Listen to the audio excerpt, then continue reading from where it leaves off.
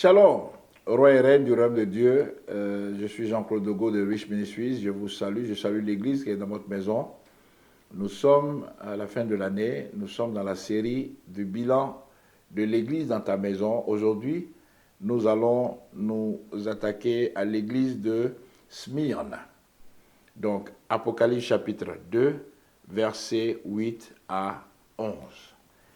Le Seigneur dit, au verset 8, « Écrit à l'ange de l'église de Smyrne. » Alors, le Seigneur s'adresse au chef de cette église. C'est ce chef-là qui est l'ange de l'église. Si c'est le pasteur qui est l'ange de l'église.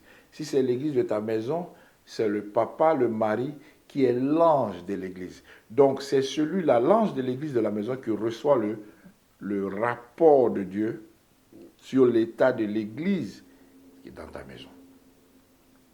Donc, il faut te souvenir de ça. Et ici, le Seigneur se présente en disant, il se présente comme étant le premier et le dernier, celui qui était mort et qui est revenu à la vie. Voici comment, bien-aimé, tu peux aussi adorer le Seigneur, à part tes manières classiques de l'adorer. Tu peux l'appeler le premier et le dernier, celui qui était mort et qui est revenu à la vie. Bien-aimé, voici qu'est-ce que le Seigneur dit de cette église. Parmi les bons points, il parle de sa tribulation. Il connaît la tribulation de cette église, il connaît sa pauvreté, bien qu'elle soit riche. Alors, cela peut être un peu paradoxal. Comment est-ce que le Seigneur peut dire au verset 8b, « Je connais tes œuvres, ta tribulation et ta pauvreté, bien que tu sois riche. » Pour vous donner une explication, une illustration pour que nous puissions comprendre, c'est le cas de l'Afrique. Quand on présente l'Afrique dans tous les médias du monde, sauf en Afrique en tout cas, on dit ce continent pauvre. L'Afrique est connue pour sa pauvreté. Quand on présente les enfants africains, ils sont toujours affamés, malades, ils ont besoin d'aide, ils sont dans les ordures, ils sont présentés comme pauvres. Mais pourtant, tout le monde sait que l'Afrique est le continent le plus riche au monde. Riche de ses ressources humaines, riche de ses ressources naturelles, riche de ses ressources minéralières, minérales, c'est-à-dire sous le sol, dans la mer, etc., le pétrole, le diamant, l'or, mais on n'en parle pas. L'Afrique est telle, même les animaux, la faune, la flore, l'Afrique est trop riche. Mais pourtant, l'image qu'on a de l'Afrique, c'est qu'elle est pauvre. Pourquoi? Parce que le pouvoir des chiens dont on a déjà parlé a présenté pendant des siècles l'Afrique comme un continent pauvre. Donc, ce que s'applique à l'Afrique, vous pouvez l'appliquer à l'église de Smyrne. Quand le Seigneur dit, « Je connais ta pauvreté, bien que tu sois riche », c'est ce que ça veut dire.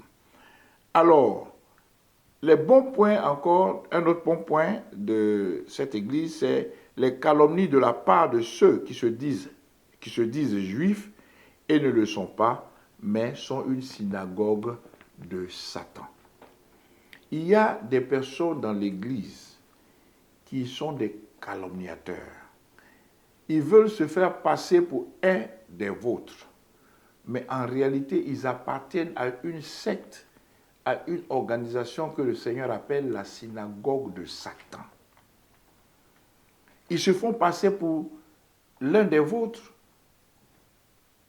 Ils se font passer pour des personnes qui font partie des vôtres, mais en réalité, ils ne le sont pas.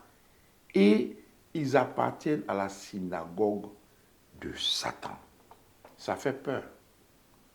Tu peux regarder et trouver ce genre de personnes dans l'église que tu fréquentes ou que tu diriges selon ton niveau de responsabilité, mais tu peux aussi observer cela dans l'église de ta maison. Des gens qui se font passer pour membres de l'église de ta maison, mais qui en réalité font partie de la synagogue de Satan. Cette église n'a heureusement pas de mauvais points, mais le Seigneur lui fait des recommandations. La recommandation, c'est ne crains pas ce que tu vas souffrir. Certains seront mis en prison par le diable. Ce sera des épreuves pour eux. Il y aura une tribulation de 10 jours, mais le Seigneur recommande d'être fidèle jusqu'à la mort. Bien-aimés, c'est un enseignement. Être fidèle jusqu'à la mort, c'est un enseignement que l'Église aujourd'hui n'enseigne pas. Parce que s'ils enseignent la mort, s'ils enseignent l'enfer, ça va chasser les chrétiens. Donc, ils veulent avoir des églises remplies. Donc, ils ne disent pas que être chrétien, c'est se condamner soi-même à la mort.